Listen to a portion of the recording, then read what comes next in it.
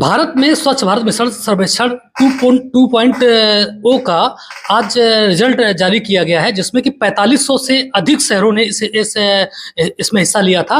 और इसमें कानपुर नगर निगम ने उत्तर प्रदेश से बहुत बेहतर काम किया है। खासतौर पे वाटर प्लस के क्षेत्र में उसको सर्टिफिकेट मिला है।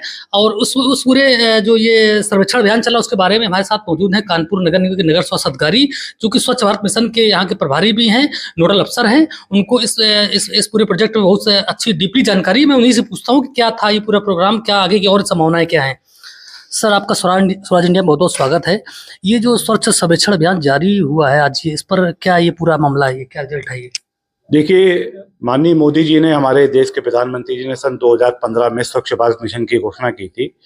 सबसे लगातार जो शहर की साफ सफाई व्यवस्था है और अन्य भी घटक हैं, उस पर लगातार थर्ड पार्टी के द्वारा वेरिफिकेशन होता है और हर साल इसकी रैंक जारी होती है।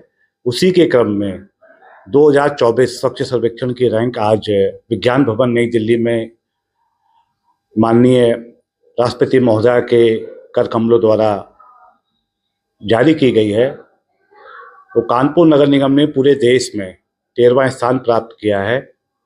और कूड़ा निस्तारण के संबंध में जो कानपुर नगर निगम की स्थिति पहले थी, उससे बहुत बेहतर स्थिति करते हुए गार्बेज फ्री सिटी एक प्रमाण पत्र होता है कि जिसमें प्राइमरी कलेक्शन ट्रांसपोर्टेशन से लेके और जो प्लांट पे कूड़े का निस्तारण होता है, उसमें 5 स्टार की रैंकिंग प्राप्त की है।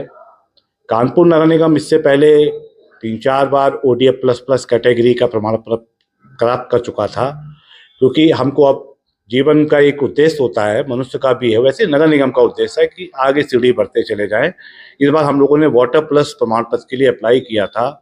वाटर प्लस प्रमाण पत्र का मतलब है कि हमारे जो सार्वजनिक शौचालय हैं, जो हमारे सामुदायिक शौचालय हैं, उनकी साफ सफाई व्यवस्था, वहाँ पे जनता को किस तरीके की सुविधाएं मिले, उस पर काम किया गया। इसके अलावा शहर कितना सीवर कनेक्शन से कनेक्टेड है, और जहाँ पे सीवर कनेक्शन नहीं है वहाँ पे जो व्यक्तिगत सेप्टिक टैंक या सोख्ता बन जाते हैं, उनको कैसे साफ किया जाता है जलकल विभाग के द्वारा, उसका भी इस पे निरीक्षण किया गया। और जितना सीवर का पानी है जो ट्रीट होने के लिए STP पे जाता है, वहाँ पे ट्रीटमेंट प्लांट पे क्या फैसिलिटीज़ है, और ट्रीटमेंट होने के बाद में जो ट्रीट हुआ पानी है उसका कैसे हम दोबारा इस्तेमाल कर सकते हैं, चाहे वो खेती में करते हों, जैसे कानपुर नगर निगम यहाँ पे जो वाटर स्प्रिंकलिंग कराता है, तो हमारा जो STP से निकला हुआ पानी है, ट्रीटेड पानी है, उसी से वाटर स्प्रिंकलिंग कराता है। इन सब मानकों पे पूरा एक सर्वेक्षण और थर्ड पार्टी के द्वारा क्रॉस वेरिफिकेशन किया गया था। और कानपुर में जो प्रयास किया और जिसके लिए अप्लाई किया था, उन सारी चीज़ों पे कानपुर को सफलता प्राप्त हुई है। अच्छा सर, एक बात और मैं जानना चाहता हूँ कि कानपुर स्मार्ट सिटी है हमारा, और पूरे देश में बहुत अच्छा स्थान रखता है, मैनचेस्टर माना जाता है, और कई क्षेत्र में आज भी आगे है। तो सर ये बात बताइए कि कानपुर में जैसे कि बहुत सारे जो अनडेवलप इलाके हैं, जहाँ पर लगातार विकास, मतलब वो आबादी बढ़ रही है, लेकिन अभी सीवर लाइन नहीं है वहाँ पर, वो उसको लेकर क्या, मतलब ये इसका असर पड़ता है, ये जो विकास है, जो ये व्यवस्थाएं है, उस पर आप लोगों को क्या दिक्कतें महसूस होती हैं, या फिर उसमें काम करने में क्या दिक्कतें आती हैं? देखिए, मैं आपको बता दूं, स्वच्छ भारत मिशन जो है वो साफ सफाई व्यवस्था तो स्वास्थ्य विभाग कानपुर नगर निगम का काम है, लेकिन ये एक संयुक्त अभियान है। इस संयुक्त अभियान में हमारा अभियंत्रण विभाग, हमारा उद्यान विभाग और जलकल, ये सारे विभाग मिलकर काम करते हैं। मैं नोडल इस विभाग का जरूर हूँ, लेकिन जो भी चीज़ें आती हैं संज्ञान में, जो भी घटक हैं, उस पर क्या कार्रवाई होनी है, संबंधित विभाग के जो विभागाध्यक्ष हैं उनके साथ में हमारी लगातार मीटिंग होती है, नगर आयुक्त महोदय की मीटिंग होती है, माननीय महापौर जी की होती है, उस पर हम कार्य करते हैं। जलकल विभाग के द्वारा लगातार शहर में सीवर नेटवर्क को बढ़ाने का कार्य किया जा रहा है, और सरकार भी उसको प्राथमिकता पे लेके चल रही है। तो लगातार सीवर कनेक्शन की जो संख्या है कानपुर नगर में, वो बढ़ती जा रही है। और जैसा कि आपने बताया कि बहुत सारे ऐसे एरिया है जो अनडेवलप्ड है, जहाँ पे सीवर कनेक्शन नहीं है, उनके लिए भी कार्य योजना जलकल विभाग द्वारा बनाई जा रही है। विस्तृत में जानकारी आपको महाप्रबंधक जलकल ही दे पाएंगे, लेकिन लगातार प्रयास कानपुर नगर निगम के द्वारा नगर आयुक्त महोदय के दिशा निर्देश पे इस विषय पे किया जा रहा है। अच्छा सर, एक बात और, स्वच्छ भारत मिशन पे लगातार काम हो रहा है, भारत सरकार से लेकर स्टेट गवर्नमेंट हो, चाहे सारी एजेंसियां काम कर रही हैं, स्वच्छ भारत मिशन पे फोकस है पूरा। लेकिन सर अभी भी कानपुर शहर में जो अपना कूड़ा जो उठाते हैं हम लोग, डोर टू डोर कलेक्शन को लेकर बड़ा फोकस है उस पर। तो उस पर क्या चल रहा है, इस पर कितना शहर में कितने % कूड़ा उठ रहा आ रहा है डोर टू डोर पे, या फिर अभी कौन से इलाके हैं जो नहीं पहुँच पा रहे, उसके पीछे कारण क्या है? देखिए, डोर टू डोर कूड़ा कलेक्शन सॉलिड वेस्ट मैनेजमेंट का बहुत प्राइमरी और एक महत्वपूर्ण घटक है।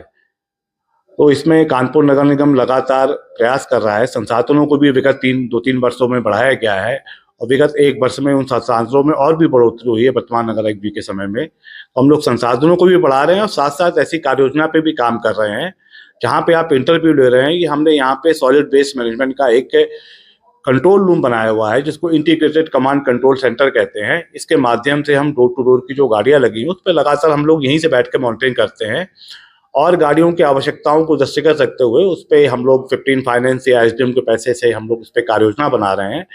आंशिक रूप से कहीं-कहीं पे ऐसी शिकायतें आती हैं कि किसी भी वार्ड में 90% या 100% कूड़ा कलेक्शन नहीं हो रहा है, 60% हो रहा है। तो जहाँ पे पूरा 90% से ऊपर कूड़ा कलेक्शन या 100% नहीं हो रहा है, तो क्या-क्या कमियाँ, उन कमियों पे भी हम लोग वीकली मीटिंग करते हैं।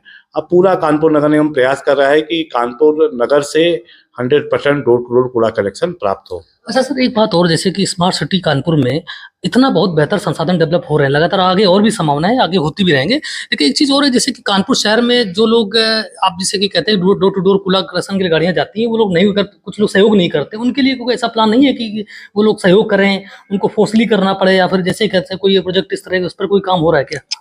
देखिए, हम कानपुर नगर निगम एनफोर्समेंट की कार्रवाई करने से पहले इस बात का प्रयास करता है, समय समय पे विभिन्न अभियानों के माध्यम से जनता को जागरूक करने का प्रयास करता है कि कैसे कूड़े का निस्तारण उसको करना है।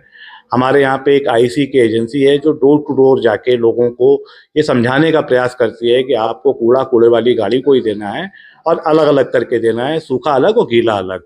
लगातार इस पे प्रयास जारी है और जहाँ पे हमको लगता है कि हमारे प्रयास करने के बाद में इस पे हमको सफलता नहीं मिल रही है, लोग सहयोग नहीं कर रहे, तो वहाँ पे हम जो कानूनी तौर पे चालान और जुर्माने की कार्रवाई अपने जेडएसओ एसएफआई के माध्यम से करवाते हैं। लेकिन मैं शहर की जनता से आपके माध्यम से अपील करना चाहूँगा कि कानपुर नगर निगम कोई ऐसी कठोर कार्रवाई ना करे उससे पहले, क्योंकि शहर आपका है, इसको स्वच्छ रखने की जिम्मेदारी कानपुर नगर निगम के साथ साथ आप जनता की भी है। जैसे आप अपना घर को साफ सुथरा रखते हैं, वैसे अपने गली मोहल्ले और शहर को भी साफ सुथरा रखने में कानपुर नगर निगम का साथ दें। तो आप थे ये नगर स्वास्थ्य अधिकारी कानपुर डॉक्टर अमित सिंह गौर जी, जो कि स्वच्छ भारत मिशन के ये जो है यहाँ पर ये नोडल अफसर हैं। उन्होंने बताया कि कानपुर लगातार स्वच्छ भारत मिशन के क्षेत्र में लगातार काम कर रहा है। अभी तमाम ऐसी चुनौतियां हैं, इसी डोर टू डोर को लेकर के अभी उस पर भी काम हो रहा है। आने वाले समय में और बेहतर नगर निगम परफॉर्मेंस करेगा, जिसका असर शहर के वासियों को फायदा मिलेगा और पूरे देश को इसका पूरा जो मैसेज स्वच्छ भारत मिशन का, चूंकि कानपुर शहर सफाई और उसको लेकर तमाम कई बार सवालों में रहता है, लेकिन अब काफी सुधार हुआ है और लगातार सुधार हो भी रहा है। इसके लिए जो है नगर निगम लगातार प्रयासरत है। कानपुर से कैमरा पर्सन अहमद के साथ अनूप अवस्थी, कानपुर।